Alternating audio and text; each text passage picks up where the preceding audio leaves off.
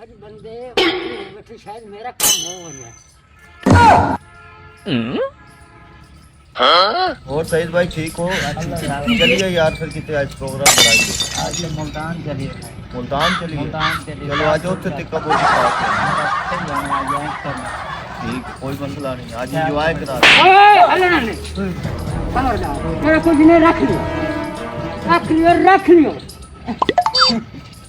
रख लियो। ओए लंबी हो जा हेलो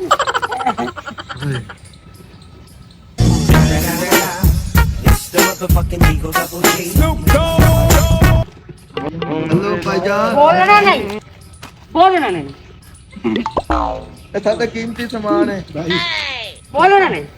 बड़ा बड़ा मुंह करो। जा चाचा गरीब है यार, कुछ